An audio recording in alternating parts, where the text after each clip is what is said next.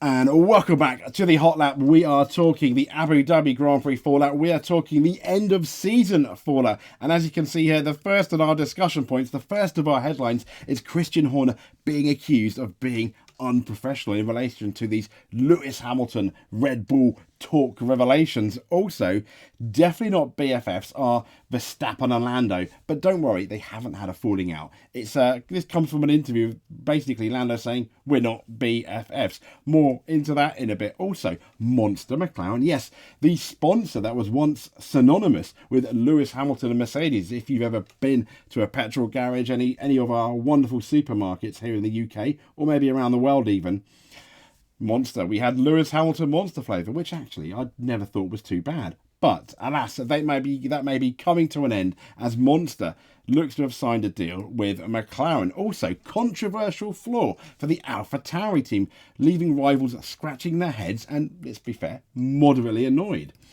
Last but not least, we're looking at the post-season tyre test where Ocon was fastest. And it's a shame it doesn't count for anything, but there we go. So let's get into our first story of this alleged Christian Horner professionalism. He's definitely been in the news, hasn't he? About Abu Dhabi 2021, all these Lewis Hamilton claims. Hopefully this is the last of it. But this is from planetf1.com by Michelle Foster. And then here we go. Claiming Lewis Hamilton's... classless Christian Horner has been accused of being very unprofessional, claiming Lewis Hamilton's father approached Red Bull Christian Albers. This is from Christian Albers. He says Horner has shown a lack of professionalism and class by revealing these private conversations. Now, as we know, he recently shocked the paddock when he revealed on the eve of Abu Dhabi that he had been approached by Hamilton's people for a drive. Now, as Hamilton and Mercedes have refuted the claims, as you've seen in one of our previous shows, the Red Bull boss, he's doubled down, saying it was Anthony Hamilton, Hamilton's father, that guy with the same surname, but that never became a serious discussion. Okay, the way it came out, even with Horner, it did appear that it was a serious discussion at the time, a more serious discussion than this article makes out at the very least. And it says here, what is relevant is the professionalism you have to exude as a team. That the conversation came at a time when Hamilton, as we know, was in negotiations with Mercedes and he wanted to be a Mercedes man till I die. And that was the big surprise of Horner's revelation. But it was one Albers that believes should have never been made. This should have never been made, and this whole thing casts a poor light on the Red Bull boss. He said, whether it happened or not, that is actually secretly not relevant at all. GP Blog quotes him as saying to the Telegraph's Formula One podcast. He said, what is relevant is the professionalism you have to exude as a team. If you have such a big team under your belt and you are the team boss there with such good results, you don't need this at all. Adding that Horner is just grasping for attention. He said, it's just not done. Long story short, I just find it very unprofessional. You have to make sure you are classy and that this stays within the living rooms. Does he have a point? I do think if it was kind of like a private discussion, it comes out kind of like in the wash years later, maybe. The revelation that Ron Dennis has approached Michael Schumacher to join McLaren back in the 90s. But, that was kind of like a big news story, not that many years ago and kind of like a revelation. But I do feel that, yes, maybe you do keep those kind of things a bit cute. And, well, there we go. Horner likes the spotlight. He's one of the main characters on Drive to Survive, as well as that Haas boss. But yeah, next up then. Enough said about that. Let's please move on and not talk about that again. Now, also on planetf1.com, don't say that ever again, says Lando in relation to him and Verstappen being best friends forever. This is again by Michelle Foster from planetf1.com. Now, Norris has snapped, I don't think he's really snapped at a journalist, but for calling Max Verstappen his BFF, saying, we get along kind of friends, but that is it. Now, from playing paddle to partying together after Grand Prix weekends, Norris and Verstappen have often been spotted sharing their off time together. That led to speculation that it's only a matter of time before Lando joins Red Bull. And Red Bull boss Helmut Marko also has ignited these rumours of flame, let's say, saying he is by far the strongest of the young drivers. He would also suit Red Bull best because of his youthful character. And it's no secret that Max and he are good friends, but not BFFs. Definitely not that, insists Lando Norris. Now, speaking to the media, after the Abu Dhabi season finale, one journalist called Verstappen Norris's BFF. Now, the Briton snapped back, "He's not my BFF. Don't ever say that again. We respect each other and we get along. Kind of friends anyway, but that's it. We just have a lot of respect for each other." And I completely agree. I don't think he snapped, though. But no, I don't think he'd consider Max his BFF. But I think for drivers, they seem to get along. You see that in all guises in all decades of the sport where drivers, tend to get along quite well. But will Lando Norris go to Red Bull? I think it is possible after his contract runs up. But I think Lando's only going to Red Bull on the same terms as Max, being he's not going to be a number 2 like Sergio Perez, and he wants to make sure that's written in the contract. But then, bearing in mind, Norris is a talent, and I think he will give Max Verstappen a good run for his money, kind of like Ricciardo did initially. Would Red Bull really, really want that?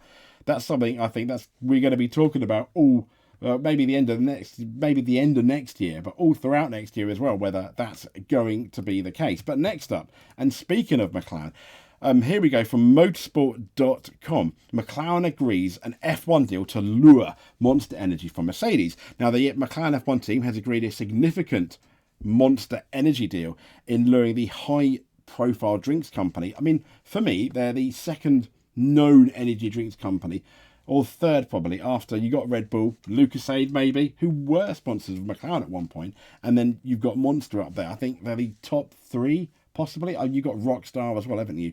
And a few other things. I've not seen Rockstars around anymore. Anyway, I digress. Now, Monster Energy has partnered with McLaren on what is described as a multi-year contract, which will lead to the recognisable M logo featuring on the helmets, race caps, suits and drinks bottles branded in the past by Coca-Cola of drivers Lando Norris and Oscar Piastri from the 24 season. Now, McLaren's CEO, Zach Brown, has used his vast experience, and we know he came to McLaren for these big sponsorship gains. And as we know, as the team has got better, he has done really, really good deals. The minute he came along, then the McLaren kind of looked a bit bare, but he's obviously working his magic.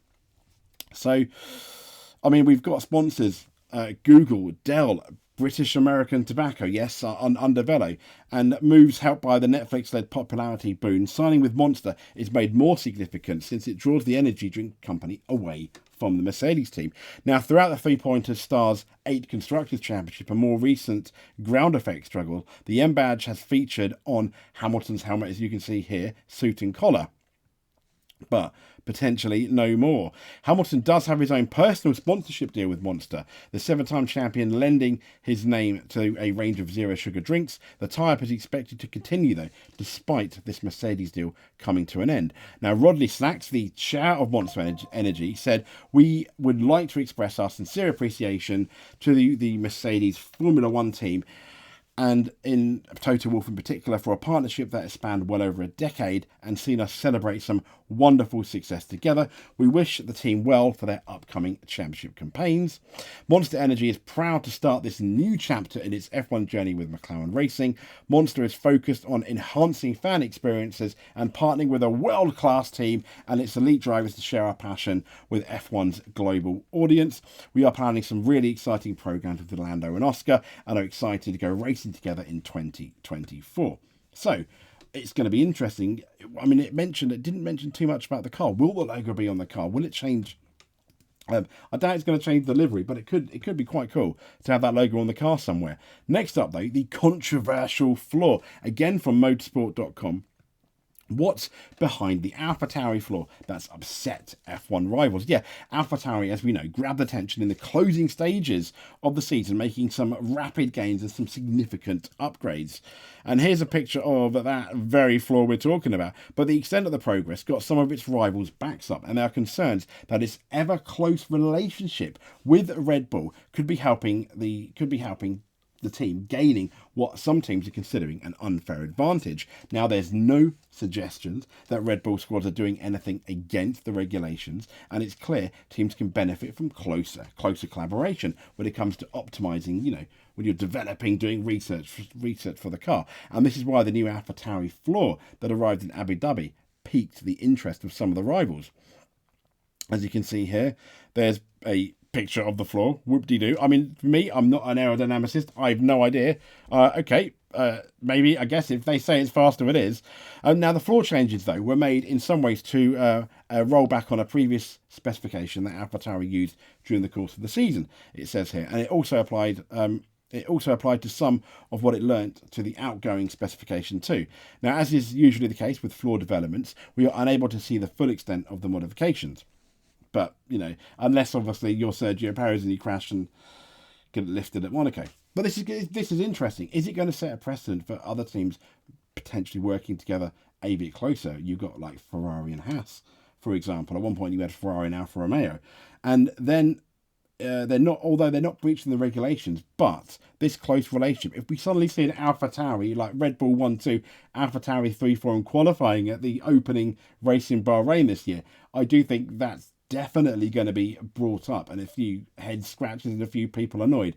So I guess stay tuned for 90 something days when that may happen. I don't think it will personally, but we'll see. So, last but not least, on our stories, we've got Ocon edges award as Russell crashes in Abu Dhabi test. This is from Racer.com. As we know, Ocon set the pace from Pato Award, but George Russell's season ended with a crash during the tyre and rookie testing in Abu Dhabi. Russell, he suffered a suspected failure midway through the day's running and went straight on at turn 6. That's the turn where the Norris and Perez had their coming together, let's say. Damaging the right front corner and his nose on the Mercedes. It was significant enough to prevent any further running from the tyre test programme, although Fred Vesti was able to complete his day in the other car. And now when we look at the times for the test, these are the times for the Formula 1 Abu Dhabi post-season test. Ocon fastest, O'Ward in second for the McLaren. We're talking like a couple of tenths down.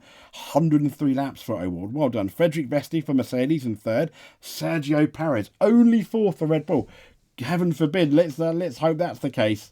Come Bahrain, Red Bull have the fourth fastest car, but only just, and we have an exciting season. Fingers crossed. I don't think we can take anything though out of this test. We've got Carlos Sainz in fifth for Ferrari, Fernando Alonso in sixth, for Aston Martin only doing 37, Jack Doohan in Alpine in seventh, Schwartzman in the Ferrari in 8th, Logan Sargent 9th, 56 laps there, Charles Leclerc in 10th, Theo Pourchaire in 11th, Felipe Drugovich in 12th, Yuki Tsunoda 13th, Jake Dennis in the Red Bull 14th, 15th, Iwasa, I got that name wrong, I'm so sorry.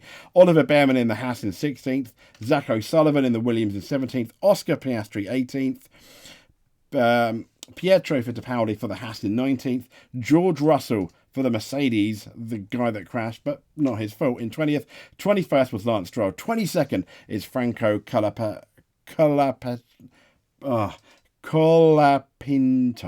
I've got that wrong. Sorry. I'm sorry, Franco. Ricciardo in 23rd, Zhou in 24th in the Alfa Romeo. Last but not least is Alex Albon there. I mean, you can't tell. It's so hard to tell what was. I mean, the fact that Alpine are fastest and they've not really been fastest that at all this season tells you something. But fair enough. And Pato O'Ward to get 103 laps on, that's not bad. Should Lando Norris go to Red Bull, will he be a potential contender for that McLaren seat? But anyway, this has been the Hot Lap. If you've liked it, you're more than welcome to like and subscribe. That would be fantastic. Thank you for commenting. Thank you for subscribing. In terms, between basically now and the end of the year, we are going to have our top drivers of the year. We will have our top teams of the year. And we'll have all sorts of the year, I'd imagine, as well. Maybe I don't really want to do like some cliche award show, but I do think we're definitely having videos discussing the year.